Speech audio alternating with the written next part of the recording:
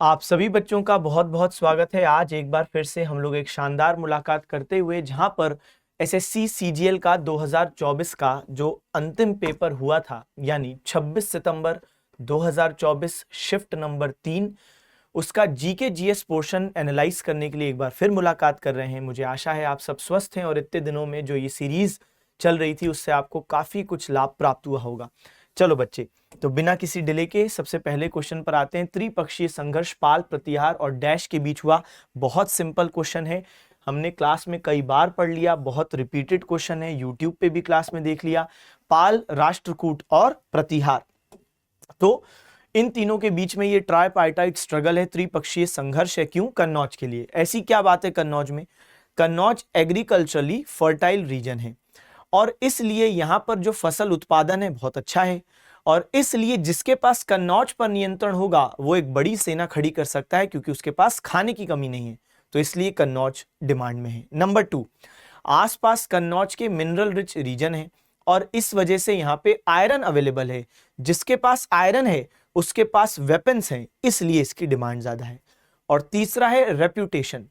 कन्नौज की रेप्यूटेशन ऐसी थी कि उस समय के शासक ऐसा समझते थे कि जिसके पास कन्नौज है वही है असली शासक, इसलिए कन्नौज को जीतना एक रेप्यूटेशन, एक गर्व की, गरिमा की बात है और आपका स्टेटस इससे डिसाइड होता है कि आपके पास कन्नौज है कि नहीं, इसीलिए कन्नौज की डिमांड है, इसलिए लोग लड़े। तो यहां पे सही जवाब क्या हो जाता है? राष्ट्रकूट। राष्ट्रकूट का फाउंडर का नाम है दांती दुर्गा और हम देखते हैं कि राष्ट्रकूट लोगों का जो कैपिटल है वो है मान्यखेत या मलखेड़। अगले प्रश्न पर आएंगे। अगला प्रश्न बोलता है, किस स्थान पर महात्मा गांधी ने अन्य भारतीयों के साथ मिलकर नस्लीय भेदभाव के खिलाफ लड़ने के लिए निटाल कांग्रेस की स्थापना की थी? सिंपल क्वेश्चन है।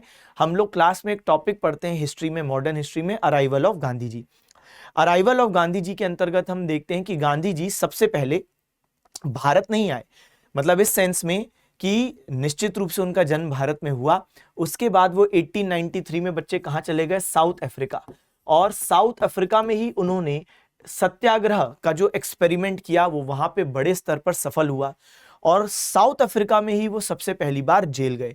भारत आकर, जो मैं टॉपिक बता रहा हूं अराइवल ऑफ गांधी जी, भारत आकर जो उन्होंने काम किया वो हकीकत में वो साउथ अफ्रीका में वो सारे एक्सपेरिमेंट्स कर चुके थे, वहां पे सफलता मिलने के बाद उन्होंने उन चीजों को भारत में रेप्लिकेट किया। तो 1893 में साउथ अफ्रीका गए थे और 1893 में उनके साथ वो घटना हुई थी जब उनको फर्स्ट क्लास ट्रेन के डिब्बे से उतार दिया गया था और 1894 में फिर नटाल भारतीय कांग्रेस की वे स्थापना करते हैं, ताकि नटाल एक जगह है साउथ अफ्रीका में, ताकि ऐसे भारतीय जो कि इसी प्रकार से शोषण महसूस करते हैं तो उनको एक मंच दे सकें। तो एक पार्टी बनाएंगे तो ऑब्वियस सी बात है, सिंगल व्यक्ति कोई बात बोलेगा तो कम सुनवाई होगी, बहुत ज्यादा लोग सेम बात बोलेंगे तो सुनवाई के चांस ज्यादा हैं। इसलिए हम देखते हैं 1894 में नटाल भारतीय कांग्रेस की स्थापना साउथ अफ्रीका में की थी। और यहां पर एक और क्वेश्चन आता है, यहां पे एक अखबार शुरू किया था इंडियन ओपिनियन, यहीं पर साउथ अफ्रीका में। ठीक है सर, अगले प्रश्न पर आते हैं। हाँ, विशिष्ट प्रतिरोध की इकाई, तो साइंस के क्वेश्चन, साइंस के एक्सपर्ट फैकल्टी डील करेंगे। यक्षगान किस राज्य का लोक नृत्य है? बहुत सिंपल, क्योंकि स्टैटिक जीके में हम लोग एक टॉपिक पढ़ते हैं फोक डांस। मैं आपको कई बार बोल चुका हूं, folk dance, classical dance, folk music, classical music, compulsory बात है। हर शिफ्ट में मिनिमम 2 क्वेश्चन आपको यहां से देखने को मिलते ही हैं। आप शिफ्ट उठा लो और आपको मिल जाएंगे मिनिमम 2, किस्मत अच्छी रही तो 3 भी। इन स्टैटिक जीके के 4 टॉपिक के अलावा एक फेस्टिवल ऐसा टॉपिक है जिससे एक क्वेश्चन आता है, लेकिन ये फिक्स नहीं कि वो आएगा, लेकिन हाँ संभावना बहुत हाई रहती है। एनीवेज, यक्षगान कहाँ का है? कर्नाटक का है। हम लोग जब फोक डांस पढ़ते हैं तो वहां पे हम लोग ये बात करते हैं कि यहाँ पे यक्ष बना जाता है। यक्ष क्या होते हैं? तो यक्ष इस प्रकार के कैरेक्टर्स होते हैं जो आप कई बार मिथोलॉजिकल स्टोरीज में भी देखते हैं कि यक्ष आ रहे हैं। आपने सुना होगा कि इनका बड़ा एक आइकॉनिक लाफ होती है, एक साउंड होता है, ही हा करते हुए ये आते हैं, है ना। अच्छा, ये जो यक्ष गान डांस है तो हम देखते हैं कि ये थिएट्रिकल डांस है, यानी यहाँ पे थिएटर यानी ड्रामा भी होगा, ठीक है, और ड्रामा के साथ डांस भी चल रहा है। तो डांस भी है और ड्रामा भी चल रहा है। तो एक होता है कि भाई प्योर डांस, तो प्योर डांस नहीं, प्योर डांस नहीं है ये, डांस भी चल रहा है, ड्रामा भी चल रहा है, एक्टिंग भी हो रही है, और ये सब होता है थीम्स पर। कौन सी? जैसे रामायण, महाभारत की थीम्स हो गई या और कोई पुराण की स्टोरी हो गई उन पर। खैर, अगर हम बात करते हैं कर्नाटक के कुछ अन्य फोक डांसेस की, तो भूत आराधने, एक पिक्चर आई थी कंथारा, शायद आपने देखी हो, बहुत शानदार। तो भूत आराधने, भूत कोला, ये उसमें पिक्चर में पूरा थीम उसका उसी पर बेस था। भूत आराधने या भूत कोला भी बोलते हैं या सिंपली कोला, तो उसका ही एक ये आइकॉनिक दृश्य है जो आप देख रहे हैं। इसके अलावा कुनिथा, सुग्गी, यक्षगान, हुत्तारी, करगा और लंबी, तो ये है फोक डांसेस ऑफ कर्नाटका। आप कर सकते हो कि जो भूत लोग होते हैं, भूत लोग ऐसे याद करने के लिए कि भूत लोग नाटक करते हैं, नाटक से कर्नाटक, ठीक है। स्विगी वाले नाटक करते हैं, नाटक से कर्नाटक, ठीक है। ऐसा करके आप कुछ फिट कर सकते हैं। तो ज्यादा है नहीं वैसे, ऐसे भी याद कर पाओ तो बढ़िया है, बार बार जब नजरों के सामने से घुमाते हो तो याद हो जाता है। भूत आराधने, कुनिथा, सुग्गी, यक्षगान, हुत्तारी, करगा और लंबी। आइए, सुबनसिरी, जिया भराली, धनसिरी, पुथीमारी किस नदी की प्रमुख सहायक नदियां हैं? अगर आपको ये पूरी भी नहीं मालूम थी तो भी बेटा सबसे फेमस तो इसमें सुबनसिरी बहुत फेमस है, धनसिरी बहुत फेमस है, ब्रह्मपुत्र की ट्रिब्यूटरीज हैं। ब्रह्मपुत्र की बात करें तो ब्रह्मपुत्र को यारलुंग सेंगपो बोला जाता है तिब्बत वाले क्षेत्र में, ठीक है। तो यारलुंग सेंगपो तिब्बत वाले क्षेत्र में, और फिर हम देखते हैं कि ये यू टर्न लेती है नामचा बरवा और फिर इंडिया में आ रही है। और यहां पे हम देखते हैं कि इसको अलग अलग नाम से जाना जाता है। तो अरुणाचल प्रदेश वाला जो क्षेत्र है वहां पर इसको बोलते हैं दिहांग, और फिर असम वाले क्षेत्र में ब्रह्मपुत्र, और बांग्लादेश में इसको बोलते हैं जमुना। मीनवाइल आप देख सकते हो सुबनसिरी, धनसिरी, ये सब इसमें ही गिर रही हैं। तो ये इसके अलग अलग नाम से, अलग अलग नाम है अलग अलग रीजन में, तो ये भी मैंने आपको बता दी, ठीक है। सिंपल क्वेश्चन है। यूपीएससी एक संवैधानिक निकाय है जो अनुच्छेद डैश के तहत क्रमशः संघ और राज्य की सेवाओं में नियुक्तियों के लिए परीक्षा आयोजित करता है। अगेन सिंपल क्वेश्चन है, क्योंकि किसी भी बच्चे को जिसने अच्छे से तैयारी की है उसको मालूम है पब्लिक सर्विस कमीशन 315 से 323 में है। अब यहां पर अगर वो क्वेश्चन टफ बनाना चाहते तो वो बना देते जब दूसरे ऑप्शंस इनके बीच के होते, लेकिन एक ही ऑप्शन है जो 15 से 23 के बीच का है, वो है 320, तो ये तो वैसे भी बन जाता आपसे। खैर, तो इसलिए अभी तक जो हमने क्वेश्चन देखे, शिफ्ट फिलहाल हमको दिख रही है कि आसान है, लेकिन हो सकता है आगे मॉडरेट टू टफ क्वेश्चंस आए, वो हम देखेंगे। तो अटॉर्नी जनरल, ये कुछ संवैधानिक पद और उनके आर्टिकल से संबंधित है। CAG 148, attorney general 76, advocate general, तो भाई ये अटॉर्नी जनरल आपका highest law officer of centre है ना, highest officer of the country और first law officer of the country, जबकि advocate general highest law officer of state, first law officer of state. फिर इसके अलावा जीएसटी काउंसिल, ये एक दूसरे एसएससी के शिफ्ट में पूछा गया था, 279A। फिर फाइनेंस कमीशन 280, कई बार घिसा पिटा क्वेश्चन। फिर आप देखो ये आपका पब्लिक सर्विस कमीशन जो हम जवाब दे रहे थे, इलेक्शन कमीशन 324। मतलब ये बड़ी बेसिक चीजें हैं कि यहां से कहीं पे क्वेश्चन आ ही सकता है, तो ये तो हर सिंसियर पॉलिटी पढ़ने वाला बच्चा उसको ये सब मालूम होता है। आओ आगे बढ़े। Pushyabhuti dynasty after Prabhakar Vardhan strengthened its position in the regions of Punjab and Haryana after defeating which dynasties? अब देखो, आप लोग क्लास में पढ़ते हो गुप्त काल, और गुप्त काल में आप लोग एक व्यक्ति पढ़ते हैं स्कंदगुप्त, और आप ये भी पढ़ते हैं कि स्कंदगुप्त जब रूलर थे तब उनके समय में 458 ईस्वी में हूण लोग आक्रमण करते हैं जो कि एक खाना बदोश जनजाति है। तो यह है गुप्त काल, स्कंदगुप्त, यहां से हूण लोग अटैक कर रहे हैं, खाना बदोश जनजाति थे, लेकिन स्कंदगुप्त इनको सक्सेसफुली डिफीट कर देते हैं।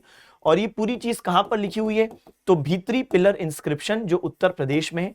इसी के बाद स्कंदगुप्त ने टाइटल भी लिया था विक्रमादित्य।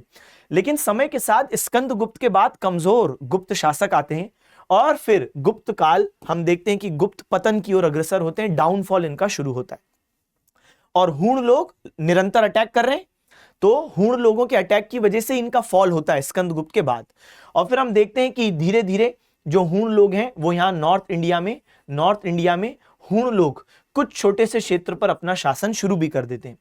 लेकिन जब गुप्त लोग कमजोर होते हैं तो एक और डेवलपमेंट होता है, एक तो हूण लोग आए, और एक ये भी डेवलपमेंट होता है कि गुप्त के कई सारे सामंत यानी जो गवर्नर वगैरह होते हैं वो स्वतंत्र होना शुरू करते हैं, और उनमें से एक होते हैं पुष्यभूति वर्धन। और तब पुष्यभूति वर्धन के इस वर्धन वंश के आगे आते हैं प्रभाकर वर्धन, और प्रभाकर वर्धन हूण लोगों को हरा देते हैं। तो यह है इस प्रश्न का सही जवाब, प्रभाकर वर्धन हूण लोगों को हरा देते हैं। आगे चल के प्रभाकर वर्धन के बेटे राज्यवर्धन रूलर बनते हैं, फिर हर्षवर्धन रूलर बनते हैं, और हर्षवर्धन वही व्यक्ति हैं जिन्होंने कैपिटल शिफ्ट किया था। कहां से कहां? तो ओरिजिनली वर्धन लोगों का जो कैपिटल है वो थानेसार है, लेकिन आगे चल के बच्चे इनने कैपिटल क्या कर दिया था? कन्नौज। ठीक है, तो ये कहानी मुझे उम्मीद है आपको समझ में आई कि शुरू में गुप्त थे नॉर्थ इंडिया में। ठीक है, एक बार मैं फिर बताता हूं, शुरू में गुप्त थे नॉर्थ इंडिया में, और फिर हम देखते हैं जब गुप्त कमजोर हुए तो पुष्यभूति वर्धन आ गए, फाउंडर ऑफ वर्धन डायनेस्टी, यहाँ पे हूण आ गए। आगे चल के हम देखते हैं कि पुष्यभूति वर्धन के आगे चल के एक उत्तराधिकारी होंगे प्रभाकर वर्धन।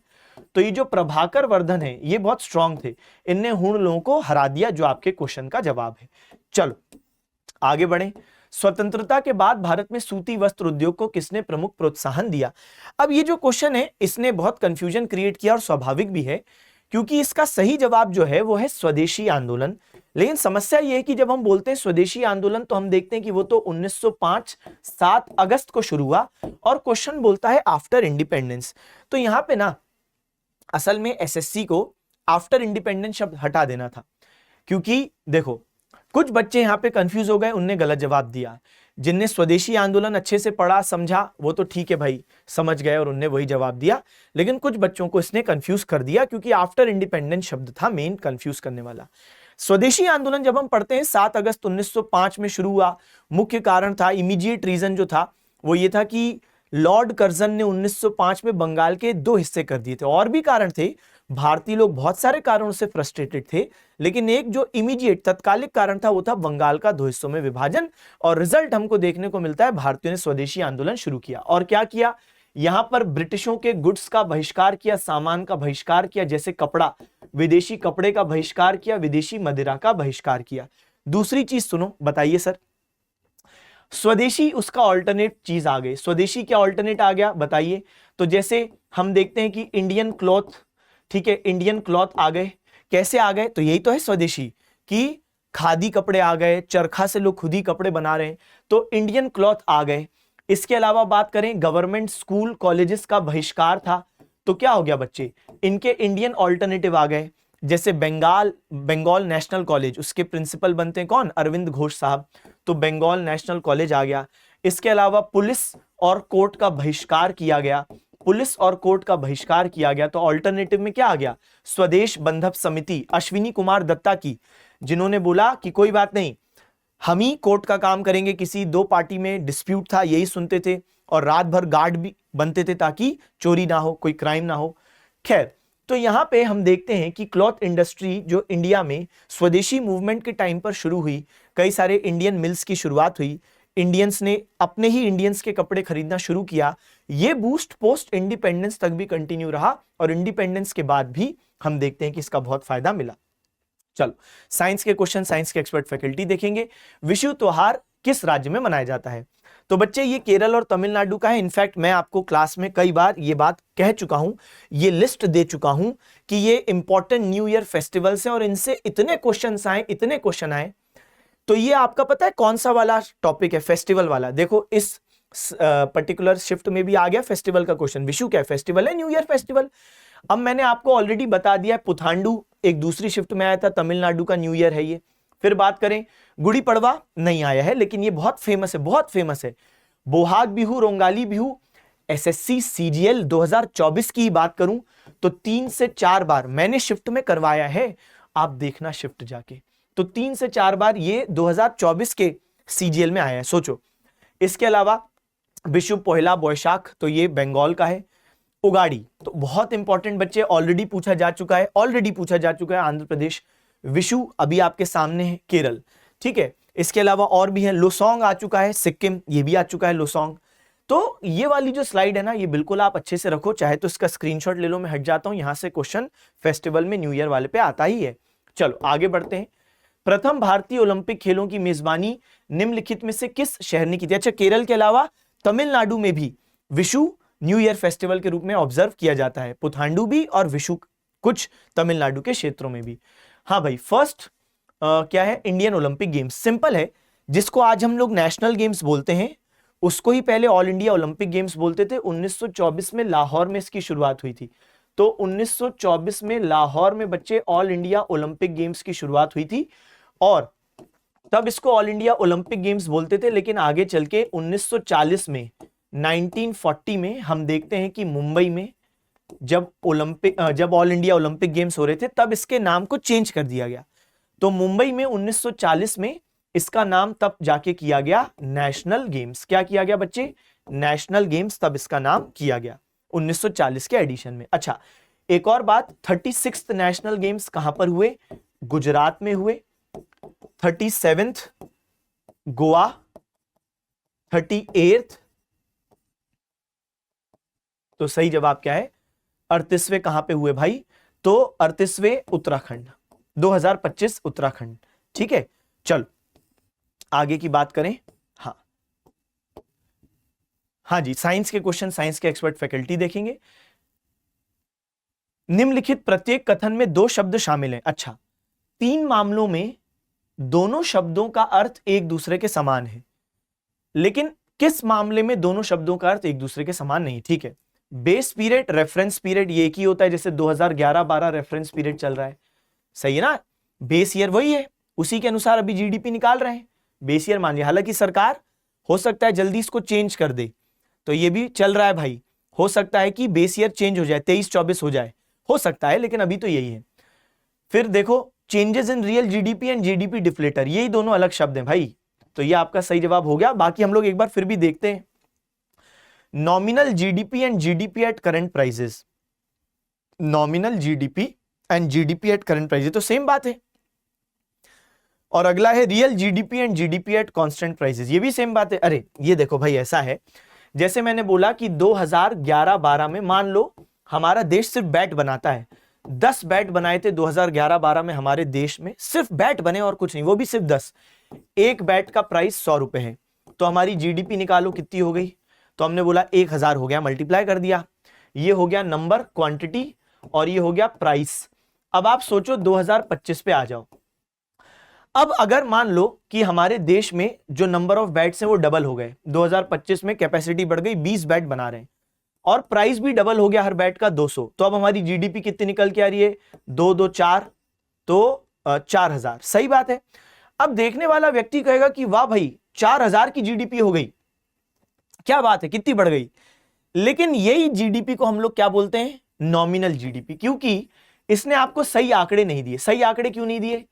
क्योंकि ठीक है भाई, क्वांटिटी तो बढ़ गई, डबल हो गई, लेकिन जो आपका जीडीपी का फाइनल फिगर आया ना, वो इसलिए भी ज्यादा आया है क्योंकि प्राइस भी तो डबल हो गया। लेकिन असली में प्राइस डबल होने से जीडीपी बढ़ी हुई दिख रही है, जो कि गलत फिगर है, क्योंकि क्वांटिटी तो बस आपकी 10 ही बढ़ी है, तो क्वांटिटी 10 बढ़ी है, लेकिन इतना बड़ा फिगर क्यों आ रहा है? क्योंकि प्राइस बहुत बड़ा फैक्टर है जो यहां पे बदल गया। इसलिए समझदारी क्या है, रियल जीडीपी क्या होती है, जहां पर आप बोलते हो कि हमको भाई प्राइस से मतलब नहीं है, प्राइस आप फिक्स मान लो 2011-12 का यानी 100, और फिर आप देखो कि क्वांटिटी कितनी बड़ी है, तो 20 हो गए थे आपके बैट 2025 में, तो ये आपको निकल के आ रहा है क्या? 2000। तो ये है आपकी रियल जीडीपी। तो ये वाले फिगर आपको कंफ्यूज करते हैं, मतलब कंफ्यूज करते हैं, मतलब आप बच्चों को नहीं, दुनिया को, ये गलत फिगर्स हैं। कोई भी देश अगर जीडीपी नॉमिनल निकालेगा करंट प्राइसेस पे, तो उसको बहुत बड़े फिगर्स मिलेंगे और वहां के देश के लोग खुश हो सकते हैं। सरकार के जो नेता हैं वो सभी को बता सकते हैं कि अरे देखो भाई कितनी बढ़ गई जीडीपी, लेकिन ये हकीकत नहीं है। क्वांटिटी जितनी बड़ी है उस हिसाब से जीडीपी बताओ ना, रेट फिक्स करो। तो इसको हम क्या कहते हैं? तो इसको हम कहते हैं रियल जीडीपी, क्योंकि यहां पे कांस्टेंट प्राइस है, प्राइस हमने 2011-12 का मान लिया। चलो भाई आगे बढ़ते हैं। राष्ट्रीय युवा नीति 2014 में युवाओं को डैश और डैश वर्ष की आयु के बीच की आबादी के रूप में परिभाषित किया है। 15 से 29 हमने नेशनल यूथ पॉलिसी पे चर्चा की है। नेशनल यूथ पॉलिसी अलग अलग सालों में आई है, और हम देखते हैं सबसे पहले 1988 में आई थी, फिर 2003 और फिर 2014। एक और बात बता दूं, पिछले साल सरकार ने एक ड्राफ्ट बनाया है नेशनल यूथ पॉलिसी का, एक ड्राफ्ट, और अगर वो अभी तो विचाराधीन है, लेकिन अगर मान लो कि वो लागू हो गया तो 10 साल के लिए नेशनल यूथ पॉलिसी उस अनुसार होगी। यूथ पॉलिसी का क्या मतलब है कि केंद्र सरकार यूथ को कैसे देखती है और केंद्र सरकार यूथ के लिए क्या क्या प्रोग्राम्स ला रही है, वो सरकार बता देती है कि 10-10 सालों में हम ऐसे ऐसे करेंगे। और यूथ को क्या बताया 2014 की पॉलिसी में? 15 से 29 साल, और 27.5% है टोटल पॉपुलेशन का। ये वाले फिगर्स भी आ जाते हैं बेटा। तो यूथ कितना है टोटल पॉपुलेशन का? 15 से 29 साल की आयु के लोग कितने हैं? तो देख लो आप कितने हैं, 27.5। चलो, निम्नलिखित में से कौन सा विकल्प प्रति व्यक्ति आय में गिरावट के प्राथमिक कारण का सबसे अच्छा वर्णन है? ठीक है भाई, तो क्या बोला है? Per capita income. तो पर कैपिटा इनकम क्या होता है बच्चे? नेशनल इनकम यानी टोटल इनकम ऑफ कंट्री निकालो, सही है, और इसको डिवाइड करो, इसको डिवाइड करो नेशनल इनकम को किससे? आप डिवाइड करो टोटल पॉपुलेशन से। तो नेशनल इनकम को जब आप टोटल पॉपुलेशन से डिवाइड करोगे तो पर कैपिटा इनकम आ जाएगी। अब देखो क्या बेस्ट डिस्क्राइब करता है? डिक्लाइन। अगर ये डिक्लाइन होगा तो क्यों होगा? Equitable distribution of income. अच्छा, इक्विटेबल डिस्ट्रीब्यूशन होगा तो डिक्लाइन हो जाएगा? बिल्कुल नहीं भाई, वो तो अच्छी चीज है। Increase in population growth. अगर पॉपुलेशन बढ़ेगी तो जाहिर सी बात है पर कैपिटा डिक्रीज होगा, तो ये होना चाहिए, यही होगा वैसे। डिक्लाइन इन पॉपुलेशन ग्रोथ, अगर डिनोमिनेटर कम होगा तो ये तो बढ़ेगा, तो ये तो कोई बात नहीं हुई। Decline in gross domestic product, अगर आपका जीडीपी डिक्लाइन होगा तो फिर, लेकिन यहां पे हम लोग बात कर रहे हैं नेशनल इनकम की, तो जो सबसे बेस्ट है ना बच्चे, वो बात होगी इंक्रीज इन पॉपुलेशन ग्रोथ।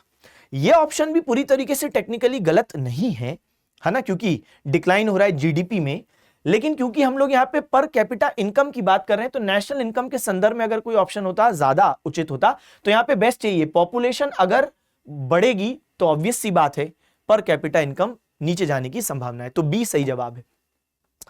कौन सा राज्य लू से पीड़ित है? कर्नाटक, असम, राजस्थान, केरल। लड्डू क्वेश्चन, लड्डू जवाब। भाई क्या है इसमें? लू। तो हम बात करते हैं कि जब हम लू की बात करते हैं तो लू क्यों डेवलप होती है, पहले ये समझो। अब जब हम देखते हैं नदर्न प्लेन्स वाला जो रीजन है, वहां पे बहुत ज्यादा समर्स के टाइम पर जब हीट आ रही है, सोलर रेडिएशन, तो टेम्परेचर बढ़ रहा है, तो यहाँ पे लो प्रेशर डेवलप हो रहा है। जबकि जो डेजर्ट है, जैसे थार डेजर्ट, अब वहां पे हाई प्रेशर है, तो यहां हाई यहां लो, तो हवा हाई प्रेशर से लो प्रेशर में मूव करती है, तो ऑब्वियस सी बात है हवा इस डायरेक्शन में मूव करेगी और इसकी वजह से लू चलती है। कौन से महीनों में चलती है? अप्रैल, मई, जून महीनों में चलती है। तापमान 45-50 डिग्री सेल्सियस तक बढ़ा सकती है और बिल्कुल हेल्थ कॉम्प्लिकेशंस हो जाते हैं, और कई बार आप सुनते हो कि लोगों की डेथ हो जा रही है, जो कि बहुत अनफॉर्चुनेट है। तो लू खतरनाक चीज है भाई, तो राजस्थान यहाँ पे बेस्ट जवाब है। चलो आगे बढ़ते हैं, अगली चीज देखते हैं। फरवरी 2023 में बीवीआर सुब्रमण्यम को डैश नियुक्त किया गया। करंट अफेयर्स का क्वेश्चन भी है, हम लोग भी क्लास में कई बार देखें, और ये आप ऐसा भी मानो कि ये तो पूछा जाना ही था। इनफैक्ट ये तो करंट अफेयर्स का बहुत ज्यादा लड्डू क्वेश्चन हो गया। सीईओ है ना, नीति आयोग के सीईओ बने थे। तो नीति आयोग की बात करें, 1 जनवरी 2015 को नीति आयोग का गठन किया गया। पहले प्लानिंग कमीशन था, उसको हटा दिया गया।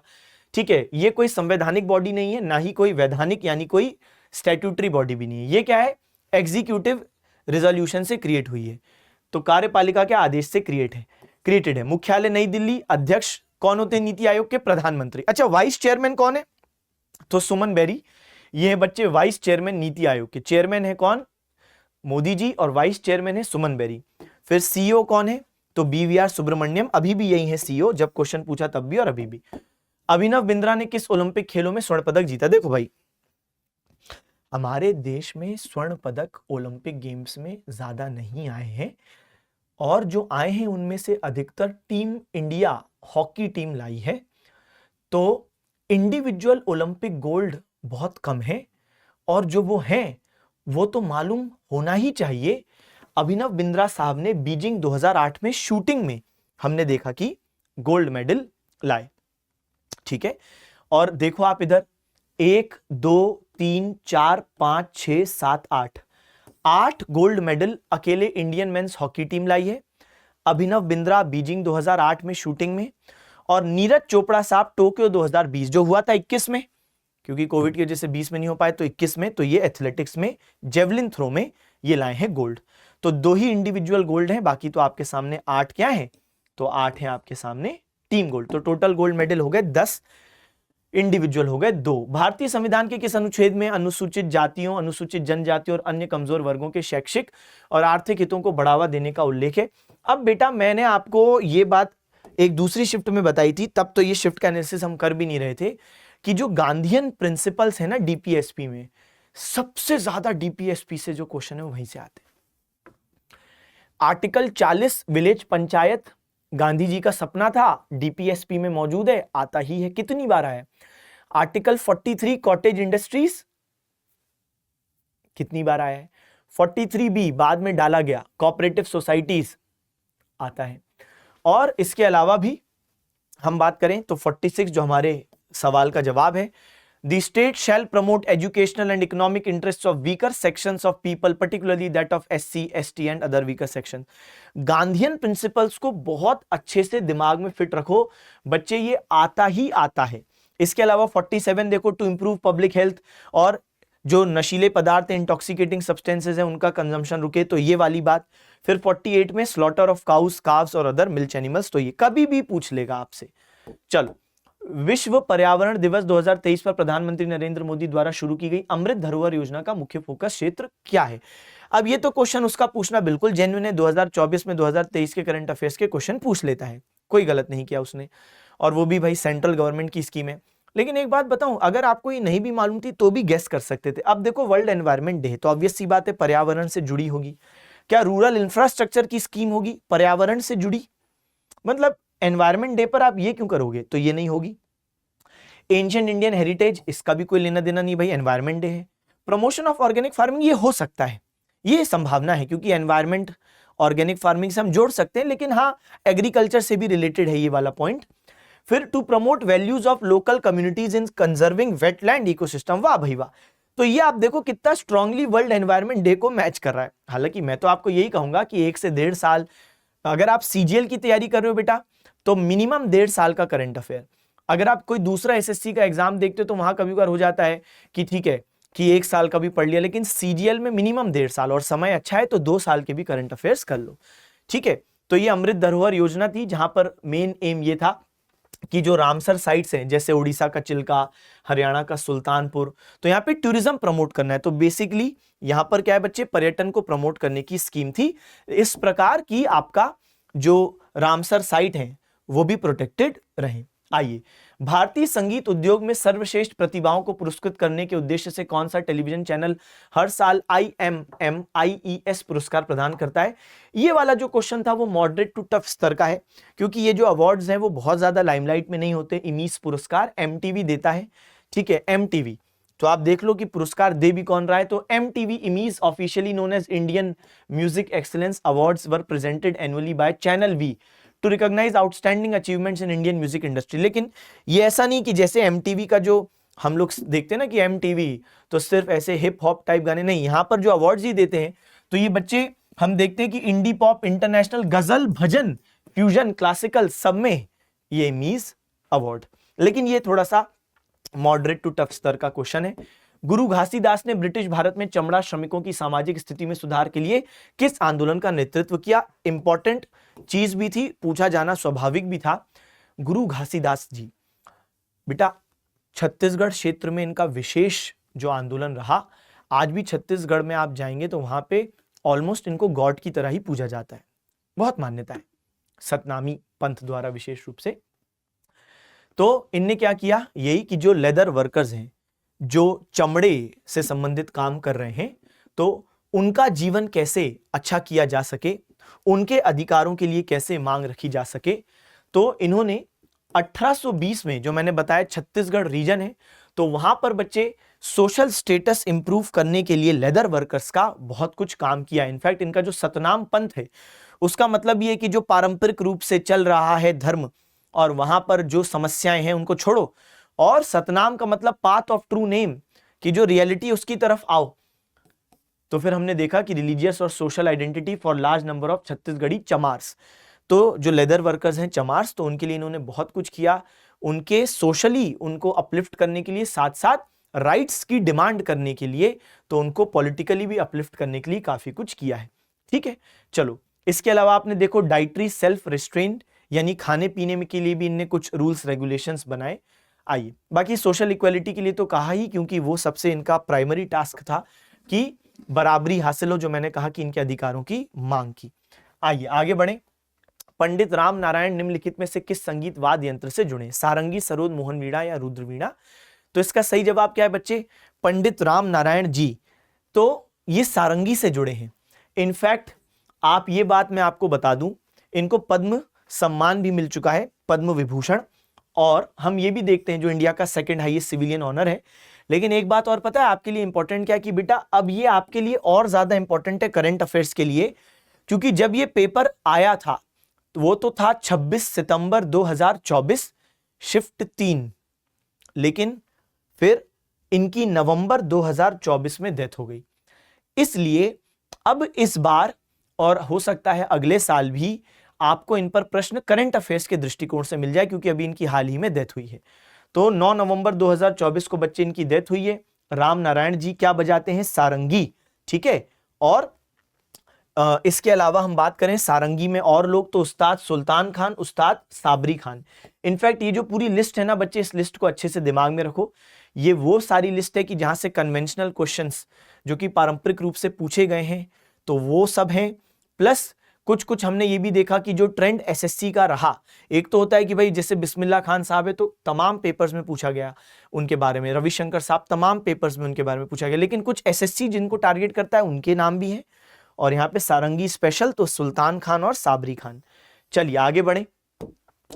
निम्नलिखित में से कौन सा संगठन ई गोपाला एप्लीकेशन के वेब संस्करण के विकास से जुड़ा है? अब देखो क्या बोला है बच्चे, गोपाल। तो देखो एक कॉमन, जो हम लोग इंडिया में रहते हैं तो एक जनरल अवेयरनेस भी होती है। वैसे तो ये करंट अफेयर्स का क्वेश्चन है, लेकिन इसमें समस्या ये है कि ये 2021 का करंट अफेयर्स का है। अब पेपर आया है 24 में, तो ये वही वाले प्रश्न है जो एसएससी ने 3-4 साल पुराने करंट अफेयर्स के क्वेश्चन पूछे, तो ये वो उनमें से एक है, ठीक है, जिसके लिए उसकी आलोचना हुई है। लेकिन अगर आपको गैस भी करना हो, गोपाल, गोपाल, गाय से संबंधित कुछ चीज, वैसे भी इंडिया में एक शब्द है गोपाल, है ना, ग्वाल, गोपाल, तो ये किससे संबंधित हो सकता है? नेशनल डेयरी से। डेयरी से ज्यादा हमारे पास संभावना है, कैलकुलेटेड रिस्क वाली बात है, तो डेयरी विकास बोर्ड, डेयरी अनुसंधान संस्थान, इन दोनों में से आपको फिर गेस करना होता। मैं आपको ये नहीं कह रहा हूं कि पढ़ के मत जाओ, मैं आपको ये कह रहा हूं कि बेटा कभी कभार ऑप्शंस और क्वेश्चंस को अगर अच्छे से आप रीड करोगे तो भी ऑप्शंस और क्वेश्चन को रीड करने में एक लिंक मिलता है। तो अगर कैलकुलेटेड रिस्क लेना हो तो इन दोनों में से लेना चाहिए था। इसका सही जवाब है नेशनल डेयरी डेवलपमेंट बोर्ड। मैं आपको एग्जैक्टली इस स्कीम के बारे में बताता हूं। इस स्कीम में ये था गोपाल स्कीम। इसमें जो खरीदारी या जो बिक्री हो रही है जानवरों की, तो ऐसे जानवर हों जो कि एकदम स्वस्थ हों, तो उससे संबंधित यहां पे अवेयरनेस क्रिएट करना एम था। तो जैसे आप देखोगे ये हेल्प करेगा फार्मर्स को कि वो बाइंग और सेलिंग करें ऐसे जानवरों की जो कि जर्म फ्री हो, किसी प्रकार के डिसीज से फ्री हो। फिर यहां पे अलर्ट भी भेजा जाता है कि जैसे किसी के पास, किसान के पास जानवर हैं, उनका वैक्सीनेशन का डेट, प्रेगनेंसी डायग्नोसिस और भी अन्य प्रकार की जानकारियां, अगर कोई डिसीज हो सकता है उनको, या गवर्नमेंट स्कीम्स की जानकारी, तो real time checking of coverage and progress, ये सब भी यहां पे मौजूद है।